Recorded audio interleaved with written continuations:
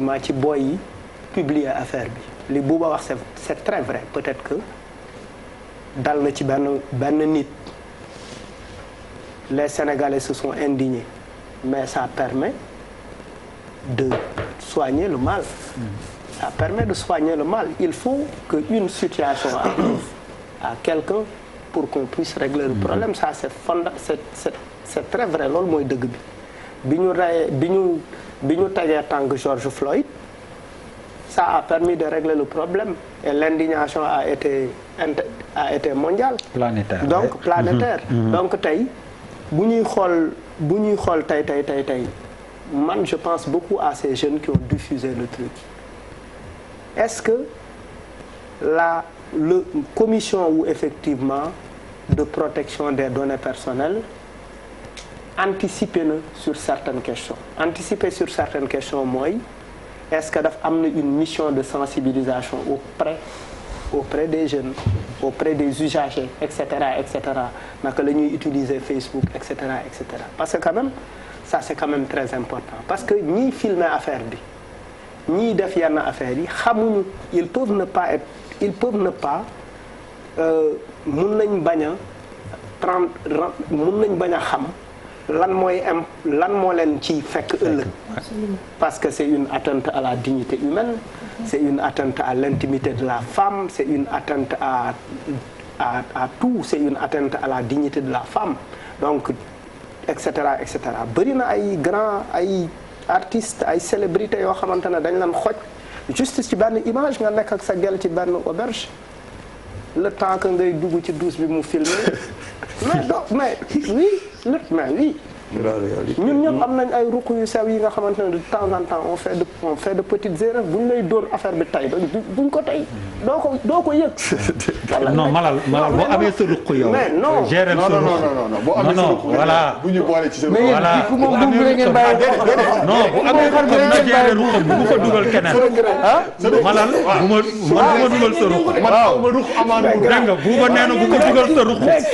Papis Diaw oui ma Papis Diaw nee na bu ko dugal yow ruq bi wéet nga ci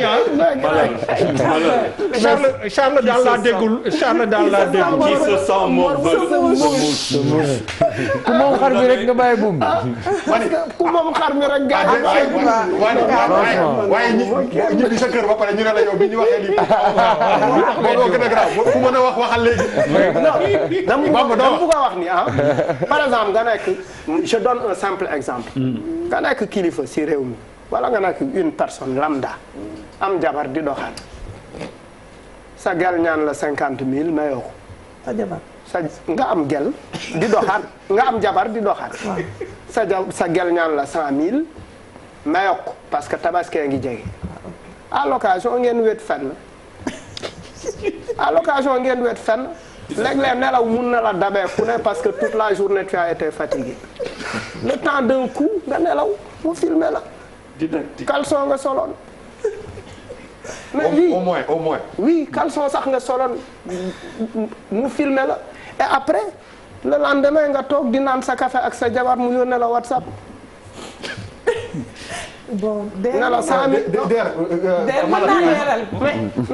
ce qu'il dit est d'une importance. oui mais c'est de petits détails. oui c'est de la criminalité la. non on a compris mais ba tey ça nous renvoie à tout ça dama la bëgg a wax ni rek ban rapport la ñu am effectivement avec ces nouveaux outils. la technologie. man y a pas semaine passée benn nit nekk na États-Unis yónnee ma benn image boo xamante ne c'était en 2012 dama doon fecc ci métro bi. comme d'habitude nekk naa France ci métro bi di fecc di déconner comme ni may déconner mag ña la personne yokkal ma ci message boo deful ndànk ma yàq sa adduna ma ne ko non je publie ça man dama man fekk ngay mbalax noonu oui mais xam nga filmé nga ma fi may mbalax keneen filmé na ma état sama benn copain filmé ma États-Unis may fecc ci xam nga bu gars yi di jouer ay jazz may funky di break mu ne ma yow su ma neexee mën naa kalaata sa live ci photo bi. Il n'a rien compris. ma ne ko vas-y tu n'as rien compris tu ne me connais pas moi-même je peux publier ça est-ce que tu vois ce qui veut dire que en fait nit ñi finalement c'est nit ñi finalement c'est-à-dire lan mooy bon c'est-à-dire le contrat de confiance entre nous humains dañ ko war a réparer waat c'est-à-dire même si je suis ton pire ennemi war naa am benn sens boo xamante ne wala benn devoir moral de te protéger. On a vécu ici avec les politiques la situation de Ndiombos, etc., etc. On a vécu ici la dame qui travaillait à l'assurance, elle a été humiliée, etc. pour dire du tey dama bëgg a wax ni rek c'est nos comportements de tous les jours sociaux moom la ñuy transposer aujourd'hui. Am na yoo xamante ne pour man war nañ ko xoolaat parce que c'est pas de belles choses. Papis Diaw. waaw jërëjëf Der. interpellation yi bëri na ji. waaw s'il te plaît. waaw man je vais faire très rapide. affaire bi ni ma ko gisee man ñetti aspect lay teg ñetti ponk ñetti chapitre wala sous-chapitre boobu benn mooy problématique ou violence. daf ci am problématique ou violence et je voudrais que ñu